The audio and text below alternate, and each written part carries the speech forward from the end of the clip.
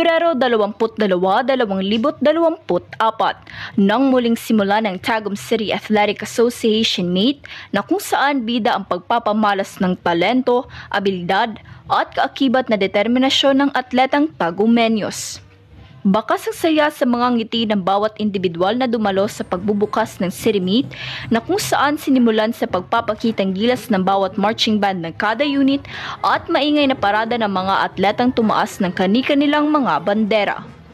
Matapos ang parada, nagpakitang gilas din ng Tagum City Division Dance Crew sa kanilang intermission number na nagpasaya at nagpalakas ng loob sa lahat ng mga manonood. Nakapukaw naman ang damdamin ng inspirasyonal na talumpati ni Schools Division Superintendent Alona C. Uy. Sa kanyang mensahe, minungkahi niya na ang laban sa tagumpay ay hindi lang tungkol sa pagiging magaling sa larangan ng sports, kundi pati na rin sa pagiging matatag at hindi susuko sa harap ng anumang hamon. Nagkaroon din ng mahalagang panayam ang isang atleta na si Wilkins Manlangit kung saan kanyang ibinahagi ang kanyang nais iparating sa kanyang kapwa-atleta na siya ring manlalaro sa nasabing kompetisyon. Para sa mga kaubanan ng mga atlet, dili lang ta magpadala sa kulba, then ayaw ninyo kalimte inyong kahago sa training. Nasa inyo ang training mo lang inyong ibuga sa dula.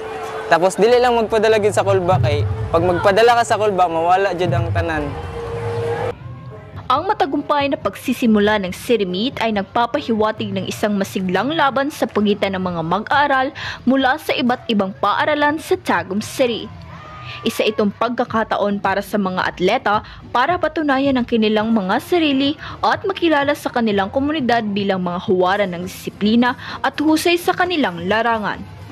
Sa pagtatapos ng araw, ang pagsisimula ng City Meet 2024 ay naglingkod bilang isang pagkakataon para ang bawat isa ay magkaisa sa isang layunin, ang pagpanday ng karakter at pagpapakita ng pagmamahal sa kapwa sa pamamagitan ng palakasan.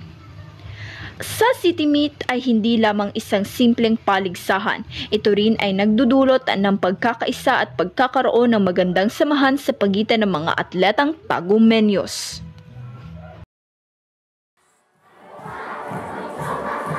Mula sa bulwagan ng katotohanan, ako si Donna Tuayon, campus journalist ng Tagum City National Comprehensive High School.